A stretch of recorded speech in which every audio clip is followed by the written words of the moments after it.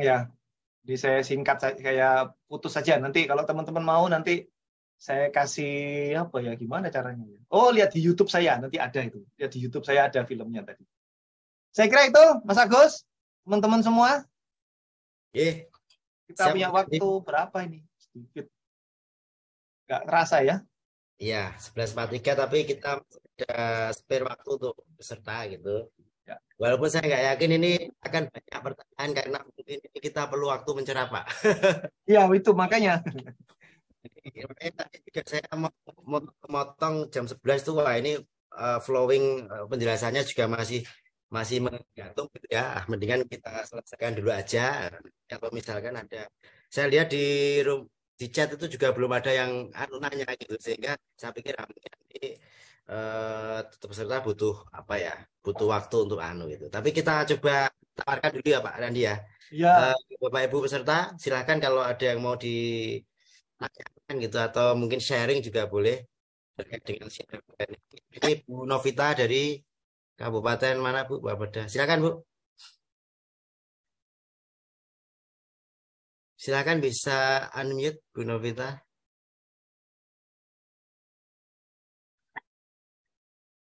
Kabupaten Kudus ya, silakan. Ya, baik, terima kasih Mas.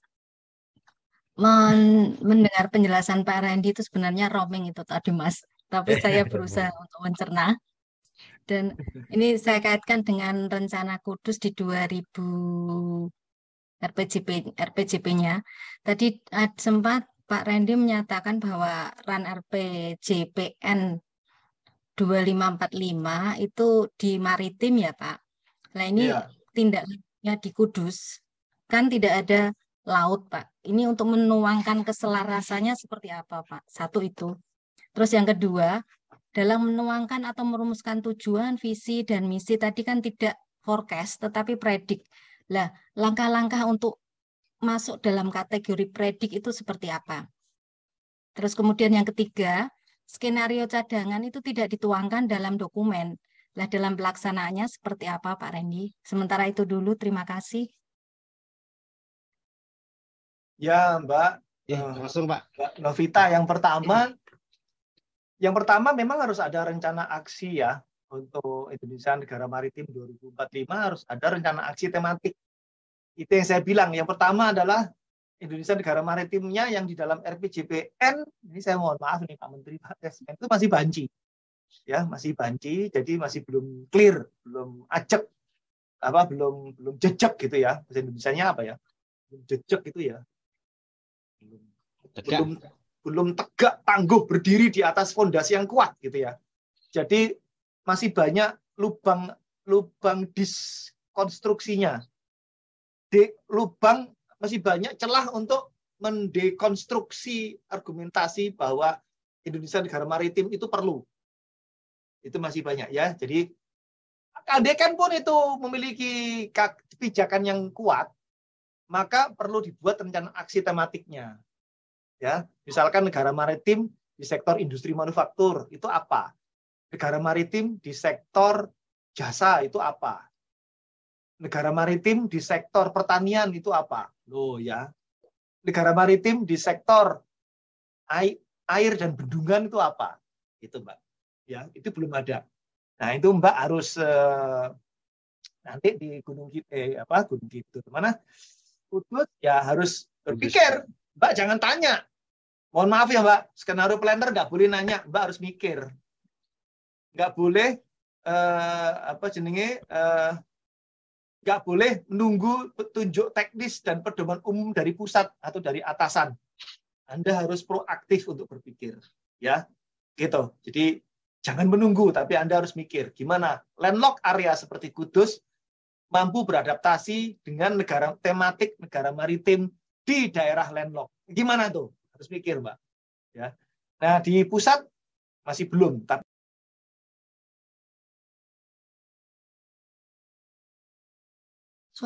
Suaranya hilang, Mas. Kemute Pak. Oh alah, saya ngomong panjang lebar tadi hilang. Enggak, terakhir aja Pak, kalimat terakhir aja yang hilang. Yang mana hilang? Landlocknya masih kedengeran. Oke, jadi Mbak harus berpikir bagaimana tematik negara maritim di kabupaten kota landlocked. Kita harus mikir gimana sekarang. Ya.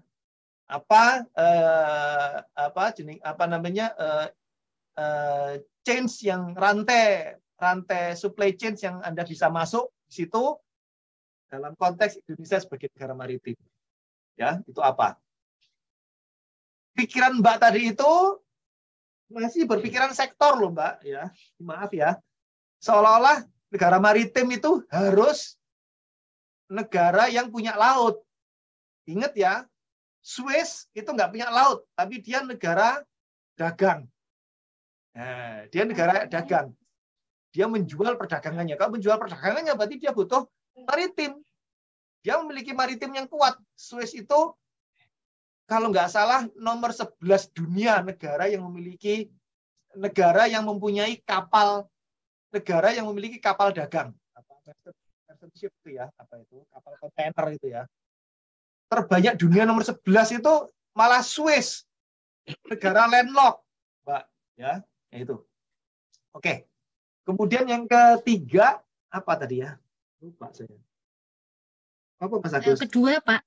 Kedua dalam menuangkan, prediksi. merumuskan tujuan, predik itu tadi loh Pak. Tidak boleh forecast, tapi harus predik. Oh, predik. Nah, itu tadi sudah saya jelaskan pakai metode teknik analisis kuantitatif prediktif.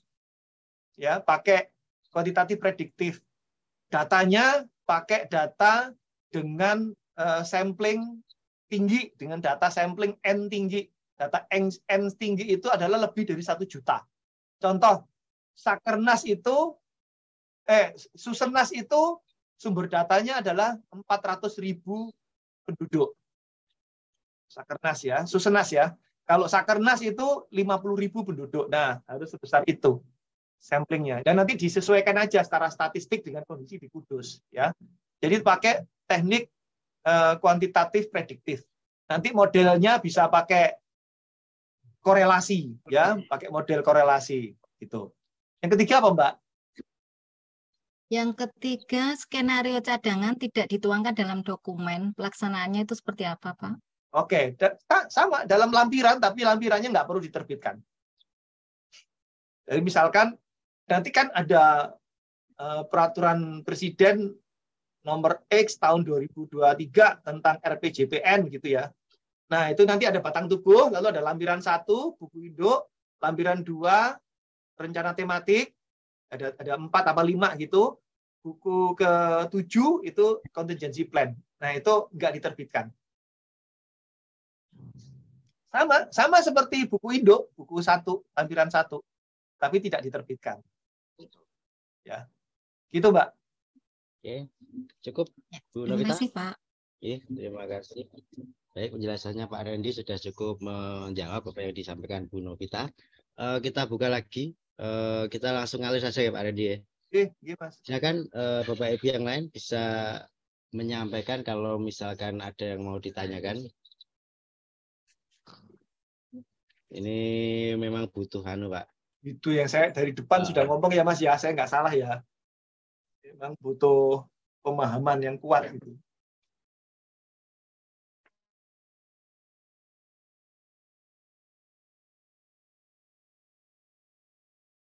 Kayaknya ini kok nggak ada ya Pak ya.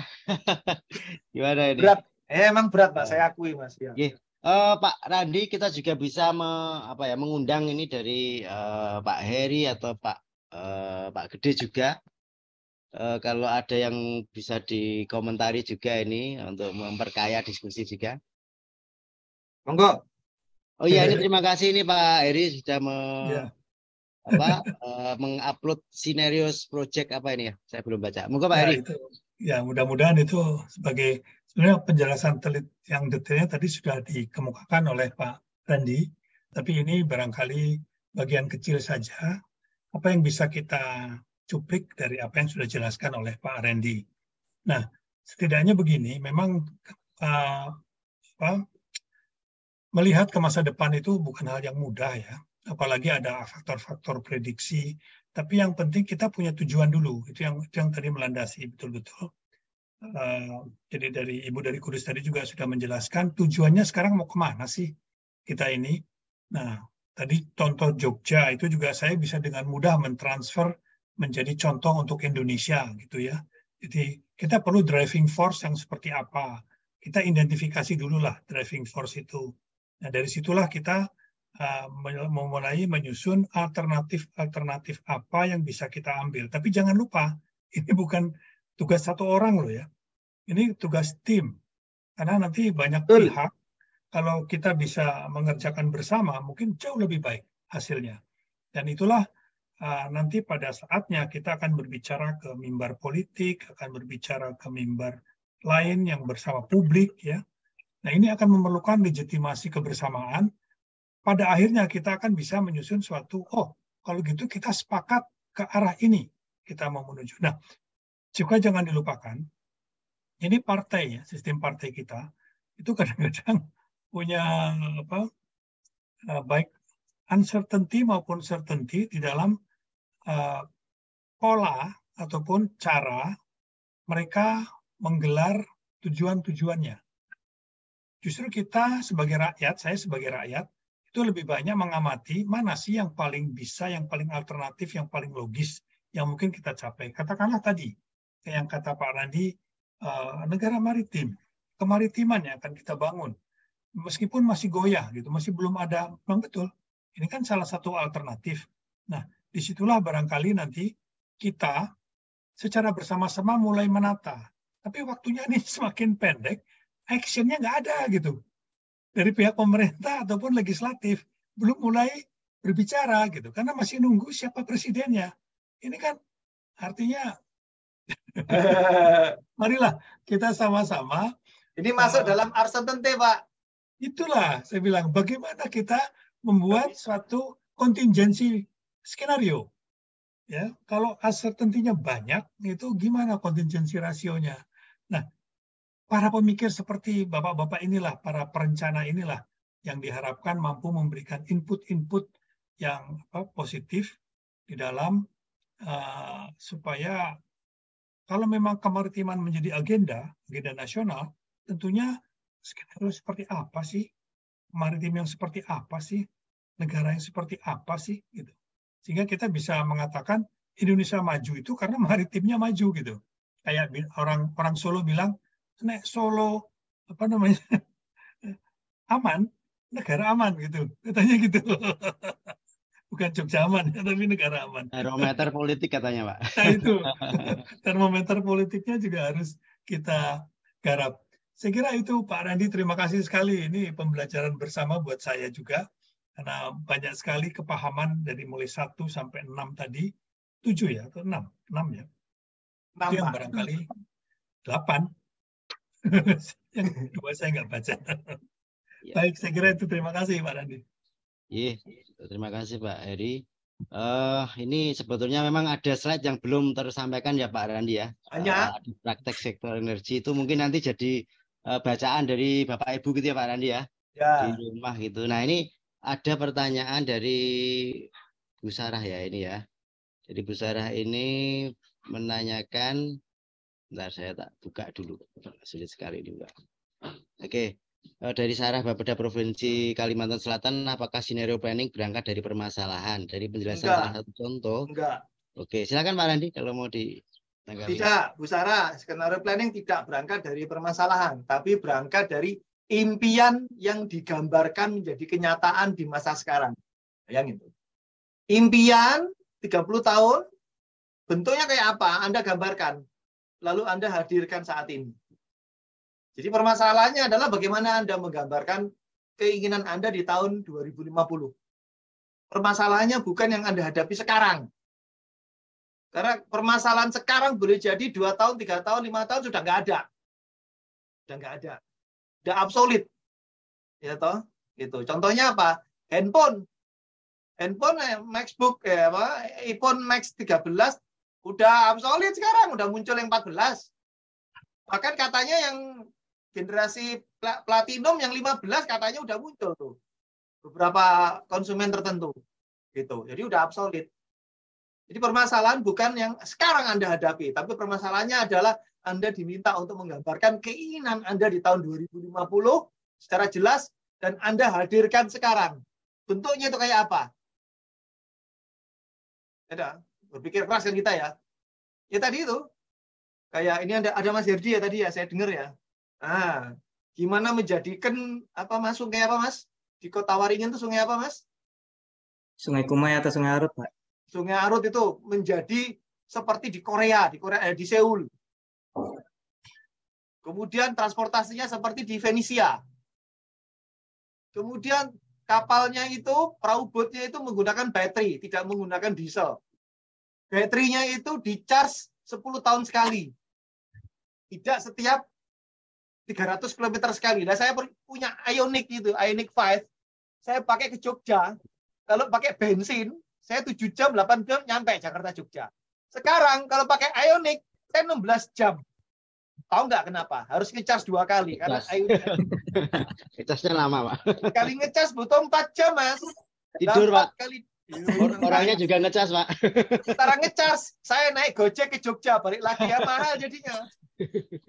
Nah ini skenario planner Republik ini tidak jalan. Nggak mikir dia. Kalau mau mengembangkan mobil listrik, ya mobil listrik yang memiliki daya jelajah 1000 meter, 1000 kilo baterainya. Nah kalau baterainya 300 kilo, paling Tesla yang harganya 1,5 M itu aja 300 kilo, chargingnya 4 jam, paling cepat tuh. Ioniq itu 6 jam, Ioniq 5 itu 6 jam. Baterainya sama 300 kilo. Bahkan ada yang bilang 280, 250. Wuling yang kata 250 ternyata 210 kilo. Dan itu ngecasnya 8 jam. Terus kemudian nggak disediain power station di rest area. Terus kemudian yang diimpor itu baterainya baterai nikel kadmium yang jarak jangkaunya cuma 300 kilo. Nah, buat apa beli mobil listrik 2 miliar kalau saya Jakarta Surabaya harus 28 jam? Karena harus ngecas 4 kali. Yang salah metodenya, Pak. Jadi kita perlu skenario ganti baterai, bukan ngisi baterai. Betul. Jadi skenarionya apa? Disediakan persewaan atau peminjaman sementara baterai di rest area. Jadi si pemilik tidak perlu ngecas, tapi cukup tukar baterai. Nah, itu belum ada di rest area. Yang ada baru charging station aja. Colokan itu aja. Tapi peminjaman baterai belum ada. Satu. Yang kedua, Indonesia harus berani nolak. SNI bukan baterai niket. Tapi baterai toket. Toket itu bukan itu ya. Thorium cadmium. Jadi pakai thorium. Itu 10 tahun itu. Kalau 10 tahun ya udah Anda itu. Karena jarang banyak itu di Indonesia. Tempatnya Pak Heri. Scrap-nya itu dari tempatnya Pak Heri. Ya. Pak Heri itu pernah menjadi kepala beda Bangka Belitung. Di sana itu ada penambangan timah. Nah, scrap dari timah itu adalah thorium. Itu bisa dipakai menjadi baterai dengan daya tahan 10 tahun. Dengan kapasitas yang sama. Ya, baterai ya. Nah, kawan-kawan kita bicara ini. Kebetulan saya adalah pendiri Masyarakat Energi Baru Nuklir Indonesia. Nah, saya tahu persis teknologi itu. Ya.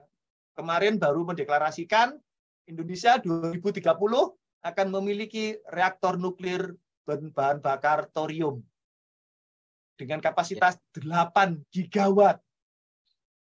8 gigawatt. Bukan lagi bicara 30 megawatt ya. 8 giga itu berarti 8.000 megawatt. Itu berarti 9 sampai 10 kali PLTU Batang tempatnya Mas Agus. Dan PLTU Batang itu luasnya 40 hektar dan memiliki potensi bencana ekologi karena es ya, debu batu baranya itu sebanyak 116 kali lapangan sepak bola sedalam 30 meter. Bayangin kalau Laut Jawa Utara tsunami lalu es debu batu baranya tadi itu mengguyur ke Pekalongan, Tegal, Brebes, Kendal sampai ke selatan. Bencana ekologi itu bahaya. Lebih jauh berbahaya ketimbang pembangkit listrik tenaga thorium yang lebih aman karena teknologinya memang sudah modern. Nah itu salah satu pancingan buat teman-teman untuk berpikir skenaretik ya. Nah, itu antara lain itu. Coba berpikir yang Anda tidak pernah berpikir sekarang. Memang agak sulit. Baik, Pak Randy, terima kasih. Berarti ini Pak Randy sudah punya planning untuk mengisi tentang energi tadi ya. Ini juga Pak, soalnya kan Sabtu kemarin itu yang bikin training kita mundur seminggu. Jadi nanti harapan kita Pak Randy bisa share itu juga, itu satu. Yang kedua, tadi dari scenario planning itu kita belajar bahwa scenario planning itu tidak bisa dilakukan sendiri, tapi intim gitu ya, dalam tim. Terus yang kedua kayaknya itu jadi determinan kesuksesan bikin ini kayaknya background knowledge Pak dari penyusun, ya kan? Iya. Karena kita perlu me-envision masa depan gitu kan. Itu kan tergantung dari apa istilahnya background knowledge masing-masing gitu. Kalau ini kosong ya nggak bisa itu. Nggak bisa Mas. Itu penting sekali untuk dipahami gitu ya. Sehingga tantangan juga memang gitu. Kalau pikirnya besok saya bisa makan apa tidak, itu bukan skenario planning. Itu masalahnya Pak. Kalau kita masih pusing soal administrasi, bagaimana kita bisa mikir? Kalau masih mikir, kalau saya besok nggak ngisi SKP, lalu saya nggak naik pangkat, maka saya akan jadi lemes. Nah, itu bukan skenario planner. Itu masalah besar Pak itu. Baik. Mudah-mudahan ini jadi pendorong kita ya Pak ya, Pak Randy. Izin Mas Agus. Silakan kalau ada lagi kita beri kesempatan. Izin Mas Agus. Silakan. Oh iya Pak Erdi, silakan. Baik, Assalamualaikum warahmatullahi wabarakatuh. Yang kami hormati Pak Ketum, Pak Heri, Pak Randi, Pak Agus, dan Bapak Ibu sekalian. Terima kasih atas waktunya. Memang skenario planning ini jangka panjang Pak ya. Tapi kita melihat kondisi yang ada dulu Pak, yang ada dulu ini. Yang mohon maaf ini kalau skenario planning. Kondisi yang ada ini kan sesuai dengan ketentuan atau peraturan berlaku kan kita masih menggunakan seperti sistem perencanaan pembangunan nasional, terus peraturan-peraturan yang lainnya yang kita harus menyusun di daerah, menyusun RPJMD, terus ada RKPD segala macam. RPJMD ini kan mungkin seperti yang Bapak tadi jelaskan, memang jangka waktu yang kecil sekali ya, 5 tahunan gitu Pak ya. Nah, kami setuju sekali Pak, dan ini mungkin sudah digaungkan oleh pemerintah pusat, yaitu bahwa kita didorong untuk menetapkan tematik-tematik gitu. Nah, tematik-tematik ini kan ya insya Allah ini mungkin menjadi semacam tema untuk skenario planning mungkin 5 tahunan gitu Pak ya. Mudah-mudahan bisa panjang gitu ya, alhamdulillah gitu. Tapi 5 tahunan gitu tematik-tematiknya. Nah, tematik-tematik dalam kami mengharapkan sih di dalam masing-masing daerah menyusun RPJMN ya Pak ya. RPJMD itu sampai sekarang kan berakhirnya hanya di Perda Pak. Di Perda gitu.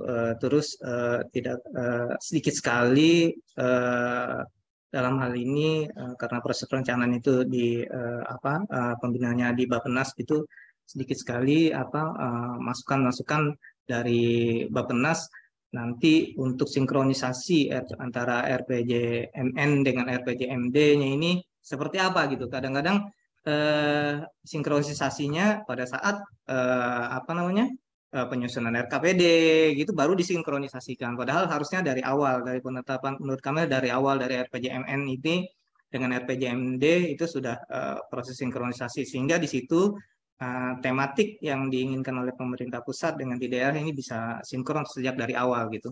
Nah, tapi saya bukan mewakili Bappenas loh Mas Herdi. Artinya ini masukan saja Pak. Masukan saja Pak. Masukan buat kita semua ya. Ya, masukan buat kita semua. Jadi saya paham Pak itu Pak. Pak Randi selalu memberikan itu pada saat awal. Nah, terus tahapan-tahapan itu jarang gitu disinkronisasikan. Ini tematik ini mau kita secara gayung bersambutnya ini seluruh dari pemerintah pusat ke daerah ini seperti apa gitu tematik-tematiknya ini. Sehingga tematik-tematik ini kita buatkan skenario planningnya walaupun hanya 5 tahunan gitu ya. masing-masing daerah, dan ini juga ada arahan dari pusat seperti itu, dan ini dikawal terus-terusan, bahkan harapannya di tingkat daerah juga ada semacam, mulai dari pusat dan daerah ada semacam task force gitu Pak, untuk mengawal ini gitu, skenario planning. Siap. Jadi saya usul konkret untuk menjawab pertanyaannya Mas Herdi, kegelisahan atau pertanyaan atau usulan itu ya gitu ya. Mas Herdi agendakan habis puasa bulan Mei apalah April gitu. Puasa itu kapan sih selesainya? 24 April ya. 24 April. Ya berarti awal Mei Mas Herdi selenggarakan TOT untuk penyusunan skenario planning tematik. Dalam rangka penyusunan RPJMD. RPJMD itu kan sebetulnya kalau bisa diterjemahkan dia itu skenario planning tematik sebetulnya. Iya, Pak. Gitu, ya. Termasuk RPJPD ya. Nah, Mas Herdi undang saya, nanti saya ajari Mas Herdi. Jangan lupa Mas Herdi juga undang 34 provinsi atau kabupaten se-Indonesia yang mau hadir. Gitu. Nanti kita seleksi ya Mas Agus ya. Jadi kita selenggarakan TOT PNPPI untuk menyusun RPJPD dengan teknik skenario planning. Ya. Nanti Mas Herdi nggak usah honor saya, gratis, kecuali kamar hotel lah ya. Siapa insya Allah. Nggak usah dihonor saya, cuma kamar hotel aja sama tiket pesawat. Ya. Siapa? Herdi juga diundang. Makanya enggak Pak. Makanya enggak, cuma kamar hotel. Oh makan bisa beli sendiri, saya udah tahu. Murah soalnya. Jangkol. Nah, nanti undang Mas Herdi dari Jakarta, dari Jawa Barat, undang juga nanti perwakilan komisariat PPPI Jawa Barat, Mas Andang, komisariat Jakarta, Mbak Teti itu kita undang. Nah, mereka punya insight nanti kita bentuk tim skenario planning PPPI yang bisa nanti kemana-mana, bantu Mas Herdi bikin skenario planning, bantu Kalimantan Tengah, Barat Timur, dan seterusnya. Multiplier-nya banyak saya kira. Iya, benar. Oke, Mas Heri, bikin Mas Heri. Saya belum pernah ke sana soalnya juga. Iya, Pak. Pak Randi, saya belum pernah ke sana. Iya. Pak Randi, saya sekarang bergeser ke Kota Banjarbaru, Pak. Ya nggak apa-apa, sama aja, malah enak. Iya. Tadinya di mana Pak Andi? Pak Herdi? Awalnya di Kota Waringin Barat, Pak. Oh iya. Iya, yang kemarin dilantik sama Pak Ketum. Iya. Nggak apa-apa, sama aja. Waktu sudah jam berapa nih? 12 ya. Oke, Mas Agus. Ya, jadi salah satu kelemahannya juga RPJMD-nya tuh jarang dievaluasi juga Pak oleh pemerintah pusat kayaknya. Jadi hanya evaluasi di tingkat daerah saja. Nah, ini yang kadang-kadang sinkronisasinya apakah sudah tercapai atau belum, itu belum. Saya rasa itu Pak. Terima kasih. Assalamualaikum warahmatullahi wabarakatuh. Thank you. Terima kasih. Oke, jadi ini diingatkan waktu oleh Pak Ketum. Nah, ini kita gini aja Pak Gede, mohon izin usul. Ini mungkin Pak Randi ada yang mau ditanggapi dari Pak Herdi, kemudian sekalian closing statement Pak Randi, kemudian kita akan closing oleh Pak Ketum gitu ya Pak Ketum ya? Ya. Moga-moga. Silakan Pak Randi. Ya, satu, mungkin Pak Penas terlalu sibuk banyak hal kecuali yang menjadi tugasnya sehingga lupa melakukan evaluasi dokumen rencana daerah dan membantu daerah mementori, mengcoach penyusunan dokumen rencana daerah. Nggak apa-apa Mas Herdi, ada PNPPI, ada Pak Idewa gede loh, coba udah Dewa gede pula, Idewa gede sugih. Coba, itu kaya, ya toh, hamreta itu rezeki, ya udah gitu, udah Pak. Task force-nya PPPI, Pak. Task force-nya PPPI, nanti kita ada Pak, ada senior kita Pak Heri, ada Pak Gede, ada Mas Agus. Nanti kita bikin task force, kita bantulah keliling gitu ke Banjarbaru, ke Jogja. Nanti Mas Agus kan juga kurang, terlagi geser beliau kan ke jadi kepala Bapeda Kota Yogyakarta dia kan. Oke. Itu aja sih. Amin. Baik, terima kasih Pak Randi. Closing statement ya sekaligus Pak Randi ya. Terima kasih sekali karena berhubung waktu, maka kita cukupkan dulu diskusi ini. Saya yakin masih banyak pertanyaan dan masih banyak butuh waktu untuk menyerap gitu. Barangkali nanti di kesempatan lain kita juga bisa melanjutkan scenario planning seperti apa gitu. Nah, ini sebagai closing kami persilakan Pak Gede untuk menyampaikan. Baik, Mas Agus Salim. Jadi terima kasih narasumber kita hari ini luar biasa ya. Pak Randy Wicaksono. Kalau diajak ngobrol beliau ini bisa 24 jam kayak kelar-kelar kita. Temanya bisa bergeser dari A, B, Z kalau dilayanin beliau.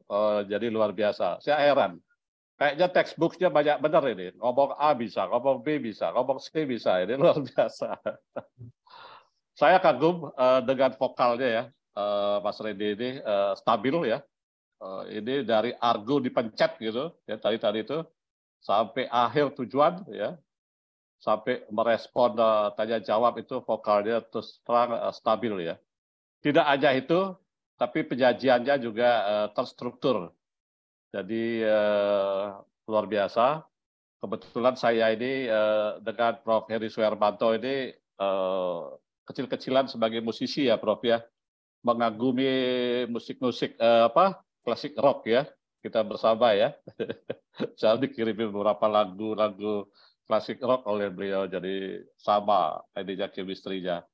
Terasa getaran Mas Randy ini konstan dalam 3 jam ya, sampai ke merespon jawaban pertanyaan peserta tadi. Luar biasa. Saya nggak ngerti nih, apa ini resepnya ini. Jangan-jangan ini saya ingat dulu ya. Siapa nih? Mungkin resepnya ini minum susu 3 telur ya, plus madu barangkali ya, STMJ ya Mas Randy. Jadi luar biasa. Pasak bumi Pak. Pasak bumi ya. Ya. Jadi beliau tadi memaparkan dari konsep ya, teori dengan ilustrasi skenario planning tadi. Jadi memberi contoh tadi Jogja 2050 ya. Jadi luar biasa. Jadi menyampaikan juga pandangan-pandangan para ahli tentang skenario planning dari Porter sampai ke Sumberkel, Van der Heyden, beliau sebutkan semua ya. Tidak terasa 3 jam berlalu, asik ini, mengasihkan. Kita belajar skenario planning. Saya tadi dari 63, saya lihat sudah ada 43 yang masih bertahan ya. Betul yang disampaikan Pak Randy tadi, kalau di kampus-kampus ini kita belajar 3 SKS ya Mas ya. 3 SKS. 1 semester. Ini hanya 3 jam. Ya. Di sini kita belajar hanya 3 jam, nggak apa-apa. Paling tidak kita bisa mengawali, kita paham kerangka teori dan konsep skenario planning. Kawan-kawan kita semua, kita sebagai seorang perencana terbiasa hanya melihat secara linear ya. Dari sini ada satu masa depan. Ya, paket dari sini. Kita perlu mengubah mindset kita untuk membuka mata terhadap beberapa kemungkinan masa depan yang masuk akal gitu ya. Jadi yang disebut dengan plausible future gitu. Jadi betul Pak Randy tadi sudah menguraikan ada 7 langkah penyusunan skenario planning ya. Menetapkan focal concern, driving force, driving forecast gitu ya. Dan memilih driving force yang paling berpengaruh ya. Kemudian menyusun metrik skenario, menentukan ciri kunci tiap skenario dan menyusun narasi skenario. Jadi tahapan-tahapan di dalam menyusun skenario. Jadi Bapak Ibu sekalian, kawan-kawan, dalam menyusun masa depan yang masuk akal tadi, plausible future, menggunakan 4 kuadran ya. Tadi sudah diberikan contoh oleh Pak Randy. Saya ingat di dalam penyusunan RPJPN kita menggunakan suatu kuadran masyarakat sipil yang partisipatif dengan masyarakat sipil yang pesimis. Di sisi lain ada pemimpin yang tradisional dan versus dengan pemimpin yang transformatif gitu ya. Jadi kemarin dalam penyusunan RPJPN kita pakai istilahnya Garuda Perkasa gitu ya. Garuda Perkasa itu transformasi dari sumber daya alam ke knowledge economy, pertumbuhan ekonomi yang tinggi, mengurangi ketimpangan dan lain sebagainya. Jadi ada Garuda Rabun, Garuda Terkapar, dan Garuda Tersandera. Ini penyajian dari tim penyusunan RPJPN kemarin. Nah, kita bicara skenario planning adalah bicara masa lalu, saat kini dan masa depan gitu ya.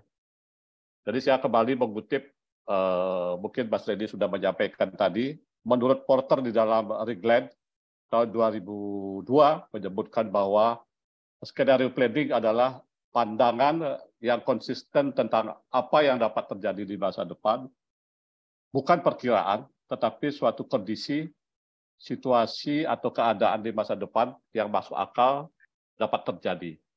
Ini di dalam Porter Regland ya. Bapak Ibu sekalian, terkait dengan penyusunan RPJPN 2025-2045, saya ingin sampaikan bahwa visi 2045 adalah negara maritim yang berdaulat, maju, dan berkelanjutan. Adapun dokumen perencanaan RPJMN 2025-2045 yang saat ini sedang dirancang, masih perlu mendapatkan masukan dari masyarakat.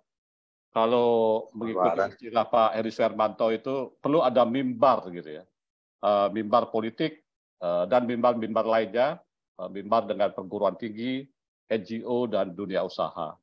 Jadi tadi masukan dari kawan-kawan, Mas Rindy menyampaikan hal-hal yang penting, mudah-mudahan nanti bisa dibedah di dalam mimbar-mimbar tadi.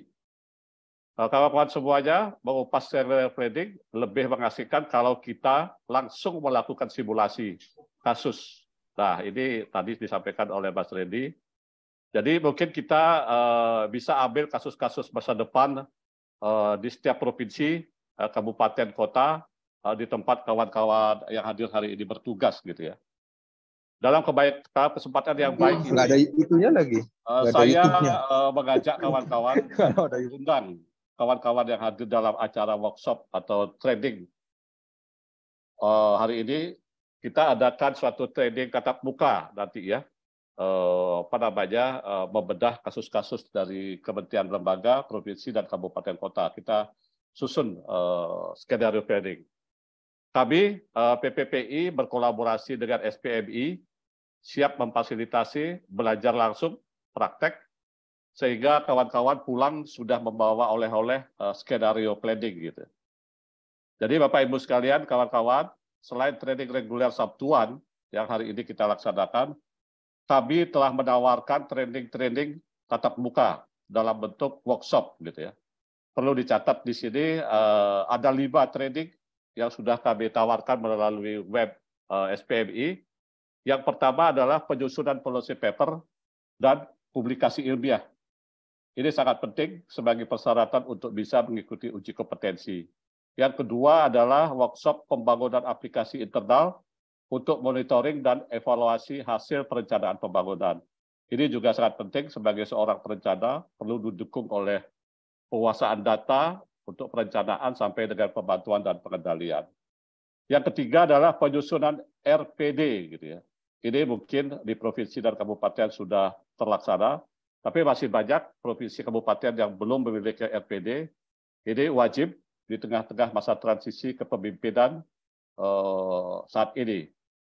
Yang keempat adalah workshop tim penilai dan sekretariat tim penilai. Training ini dibutuhkan baik oleh seorang JEP maupun tim penilai dan untuk administrasi bagi sekretariat tim penilai. Apalagi di masa transisi ini, kawan-kawan tahu semua, banyak regulasi-regulasi baru ya, yang perlu kita pahami bersama. Yang kelima, ini yang tidak kalah penting adalah workshop terkait dengan konsep dan teknik perencanaan pembangunan untuk persyaratan uji kompetensi, kenaikan jenjang jabatan dari JEP muda ke Madya. Nah, training ini tidak kalah penting bagi seorang JEP yang akan mengikuti uji kompetensi. Yang terakhir, kawan-kawan, ini adalah workshop yang hari ini kita bahas. Kami akan adakan langsung tatap muka, yaitu skenario planning. Jadi, tadi sudah didiskusikan oleh Mas Reddy dengan kawan Mas Ferdi dan lain sebagainya. Mudah-mudahan dalam waktu dekat kita bisa menyelenggarakan workshop ini. Bapak Ibu sekalian, kawan-kawan, workshop ini akan diselenggarakan di Jakarta, DIY, Bali, dan mungkin di daerah-daerah lain. Peserta terbatas, dari 5 atau 6 workshop, dari 5 workshop yang sudah kami umumkan, masih tersedia untuk beberapa orang saja. Kecuali skenario planning yang baru dibuka ya. Silakan kawan-kawan yang hadir training hari ini untuk segera mendaftar dan mohon bantuannya untuk mengabarkan kepada kawan-kawan lainnya. Silakan daftar melalui web spmi.or.id.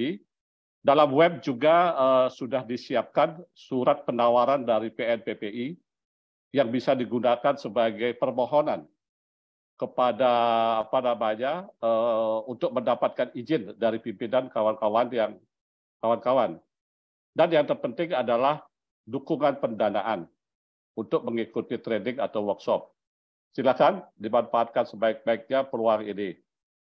Kawan-kawan semuanya, saya atas nama PNPPI mengucapkan terima kasih kepada Mas Reddy sebagai narasumber, Mas Agus Salim disampaikan sebagai Kepala Pusat Pengembangan Kompetensi, juga hari ini merangkap sebagai Master of Ceremony.